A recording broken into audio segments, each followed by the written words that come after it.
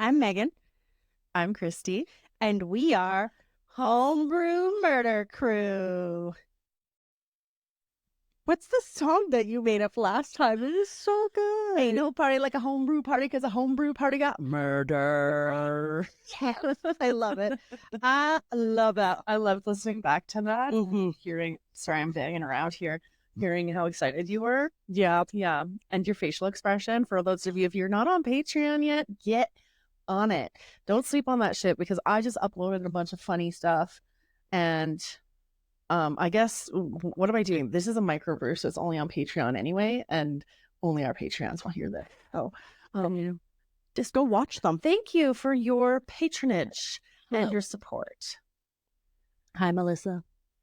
Hi, Mama Rita. Hi, And that is all. Whatever. You guys, you got to get your friends and everything, friends and family, get them to join. So, Megan, this is a microbrew. Yeah. It is the 25th of October today. It is. So that means that next week is Halloween. It does. Yeah. And in the spirit of Halloween, Spooky season. oh, I just saw an orb fly up. I just saw it too. It was definitely a dust.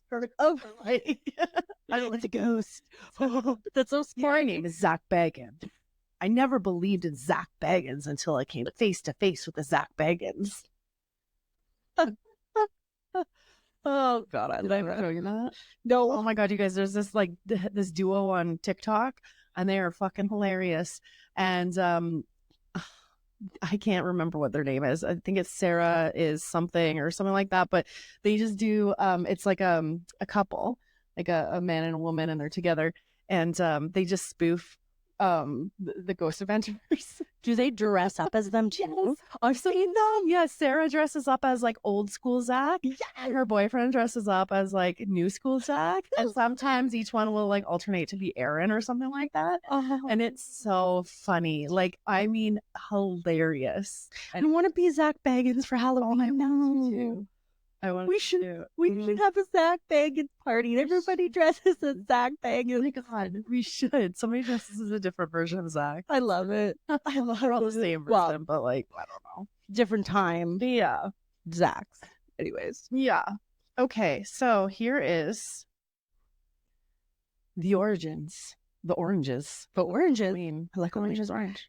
the origins of Halloween, you guys. So Halloween is no new thing, obviously. Oh, I didn't know that actually. I thought it was more like modern. So not like modern. No. Actually, it dates back to the ancient.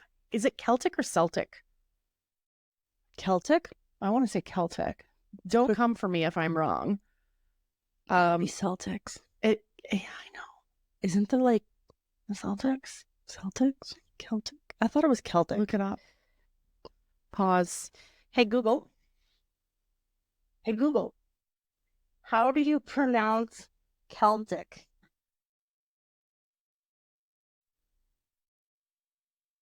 Oh, flip open for more. Yeah.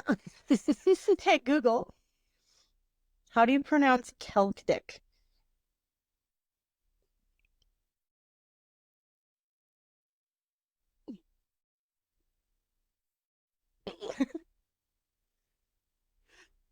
It's pronounced. Say it, Google. Tell me. I hate my phone. What if you just typed in? I'm going to Google it. I want to actually go to Google. Well, sorry for the delay, everybody. We do this quite often. Yeah. Actually, I like it. But you get raw and unedited, so. Traditional Celtic. Celtic. Celtic. Okay. Celtic. Celtic. Here are more videos on how to pronounce more confusing words and names. It's pronounced like this. Sorry, I couldn't stop. It's this different noise. So it's Celtic. Celtic. Celtic. Celtic. Yeah. Subscribe now for more videos on how to pronounce more confusing words. Before I get into this, it's a funny story from today at work. My coworker Shan, she shared this online game with me. Like, it's an app game, and it's basically you have like this like a range, and it'll have two opposite words, like totally opposite words, like think hot and cold, right? Yeah. And it'll give you like a meter in between there somewhere. So then you have to share like a clue so that the other person can guess where on the scale it is. It's called wavelength, I think. Oh. And anyway, she said one was like, what's the word for like, I don't know, but anyways, there's two spectrums, and then her clue was capital murder, and I was like, oh, that's like I'll put that somewhere in the middle, because like I don't really know my stance, but I'm thinking that she meant or said the death penalty. Oh. And but it's capital murder, which is murder in the first degree, you guys. And so I'm like, oh, I think it's like I could go either way on this, like how, what's the word? Appropriate? Oh. Yeah, I guess something like that.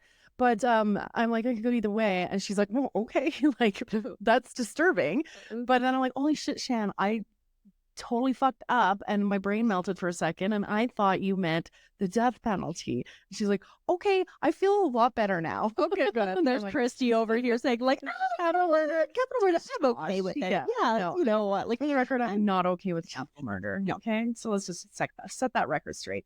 Anyway, so origins of Halloween. No, it is not a very modern day celebration, actually.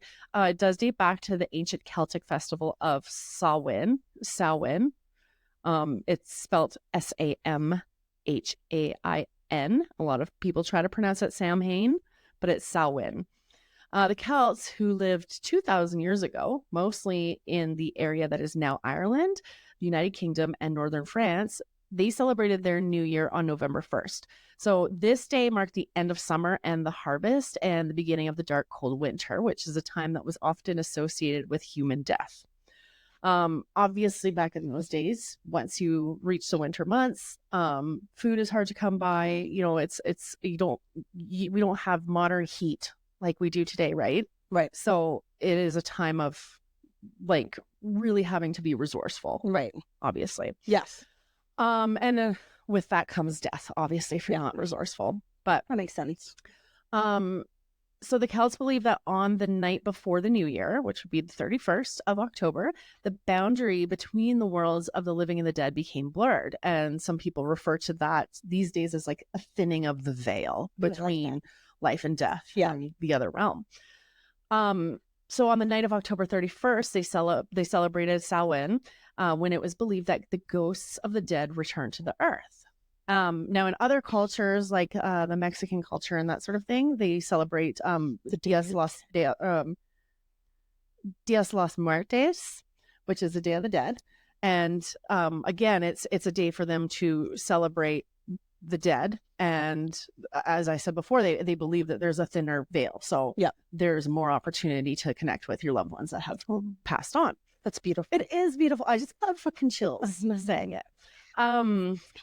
So in addition to causing trouble and damaging crops, Celts thought that the presence of the otherworldly spirits made it easier for the druids or the Celtic priests to make predictions about the future.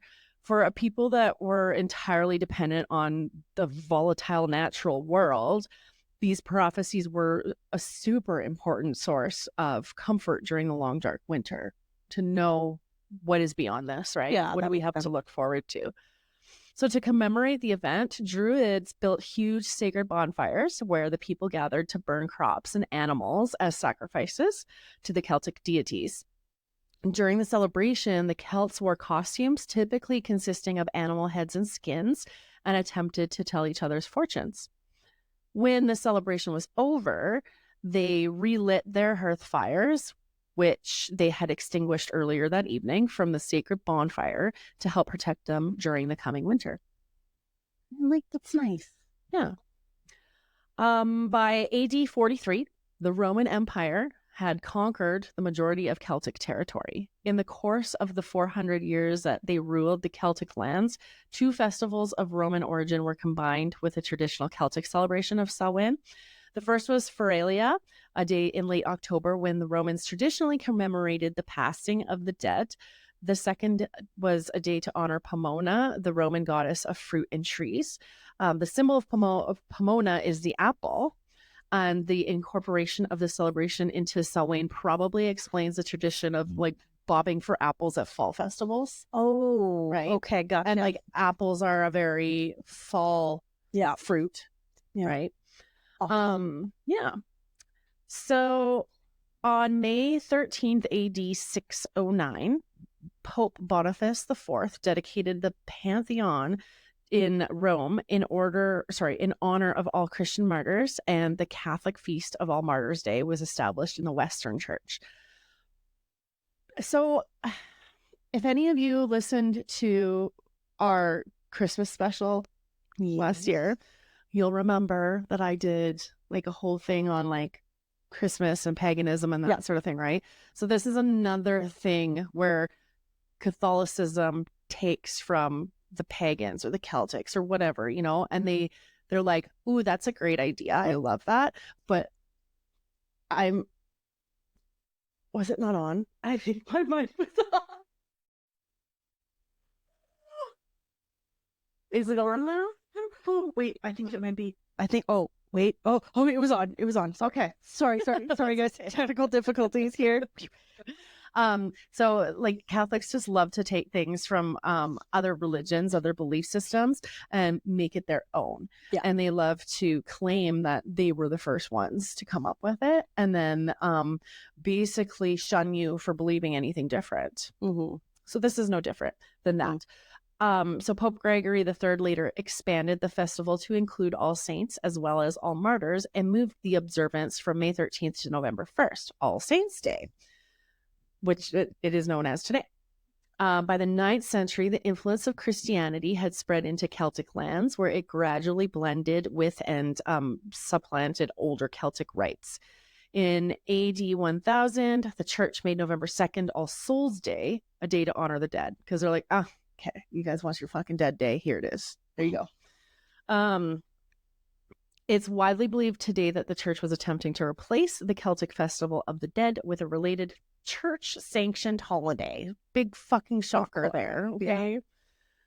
All Souls Day was celebrated similarly to Samhain, with big bonfires, parades, and dressing up in costumes as saints, angels, and devils. The All Saints Day celebration was also called All Hallows or All Hallowmas, from Middle English word All Hallowmesse, meaning All Saints Day. Excuse me.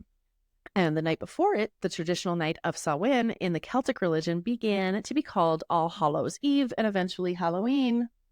There you go. And that's how we got the name Halloween. The end. Just episode over. So the celebration of Halloween was extremely limited in colonial New England because of the rigid Protestant belief systems there. Halloween was much more common in Maryland and the southern colonies. As the beliefs and customs of different European ethnic groups and the American Indians meshed, a distinctly American version of Halloween began to emerge. The first celebrations included play parties, which were public events held to celebrate the harvest. Neighbors would share stories of the dead, tell each other's fortunes, dance, and sing. I like that. I love that. I wish we still did stuff like that. We could.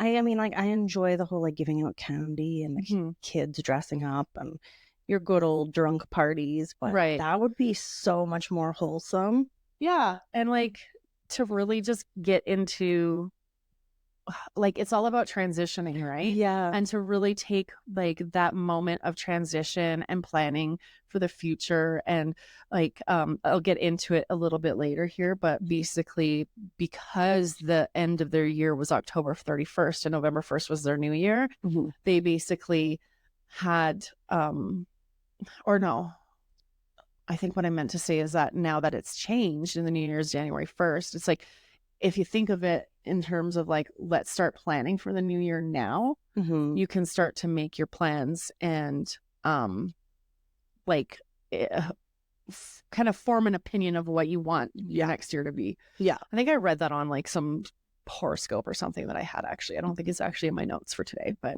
I love that though. Fun thing for you. Colonial Halloween festivities also featured the telling of ghost stories. Yeah. Love it. Mischief making of all kinds as well. Of course. So cool. But, within reason. No capital murder, please. Because remember, I don't condone that. She's lying. She does. By the middle of the 19th century, annual autumn festivities were common, but Halloween was not yet celebrated everywhere in the country. In the second half of the 19th century, America was flooded with new immigrants, and these new immigrants, especially the millions of Irish fleeing the Irish potato famine, helped to popularize the celebration of Halloween nationally. And fun fact, before we carved pumpkins, they would carve potatoes and turnips. I love it. I'm going to carve potatoes this weekend. Potatoes. I'm like, it's okay. We're carving potatoes. Yeah. Put them out on the doorstep. These little potatoes. I love it. So, borrowing from European traditions, Americans began to dress up in costumes and go house to house asking for food or money, a practice that eventually became today's trick-or-treat tradition. Young women believed that on Halloween they could divine the name or appearance of their future husband by doing tricks with yarn, apple parings, and mirrors. Interesting. BTW, I want money. Yeah, I'll take money. I don't want candy. No. I don't want a trick. I want money. I want money. I don't do that anymore. Right? But yes, I would like to use these tricks to try. Wait. Oh no, I'm happily in a relationship. Yes, we are. I'd love to see together. It's just us. sorry. Just the two of us. We can make it if we try. Just the two of us, you and I. Okay, Brittany. So sorry. Yeah. Britney Spears. I'm Britney Spears. Not Auntie B. Not Auntie B. Britney Spears. So in the late 1800s, there was a move in America to mold Halloween into a holiday more about community and neighborly get-togethers rather than it being about ghost pranks and witchcraft. And money. At the turn of the century, Halloween parties for both children and adults became the most common way to celebrate the day. Parties focused on games, foods of the season, and festive costumes. Parents were encouraged by newspapers and community leaders to take anything frightening or grotesque out of Halloween celebrations. Because of these efforts, Halloween lost most of its superstitious and religious overtones by the beginning of the 20th century. Lame. By the 1920s and 30s, Halloween had become a secular but community-centered holiday with parades and town-wide Halloween parties as the featured entertainment. Now, despite the best efforts of many schools and communities, vandalism began to plague some celebrations in many communities during this time. You know, it doesn't matter what year it is. It doesn't matter what century it is. There's always going to be some asshole who's going to toilet paper your house. Yeah. Or destroy your decoration. Yeah, smash your pumpkin. Ugh, I hate that. Take your money. By the 1950s, town leaders had successfully limited vandalism, and Halloween had evolved into a holiday directed mainly at the young. Due to the high numbers of young children during the 50s baby boom, parties moved from town civic centers into classrooms or home where they could be more easily accommodated. Now, between the 20s and the 50s, the centuries-old practice of trick-or-treating was also revived. Trick-or-treating was a relatively inexpensive way for an entire community to share the Halloween celebration. In theory, families could also prevent tricks being played on them by providing the neighborhood children with small treats. Thus, a new American tradition was born, and it continues to grow today, except that I find that most children ring the doorbells or knock on the door instead of shout trick or treat, which I hate. Oh, I hate that too. You know what? This is my first year having like a house of my own. Yeah. And I'm so excited to give out candy. Yeah. And I really hate that. Yeah. Like, scream trick or treat. I'm not opening the door unless you say trick or treat. Yeah, right? I'll eat all that candy. Don't you worry. I will. I don't need to give it away if you little fuckers say trick or treat. Right? Earn it. Just kidding. I love kids. Me too.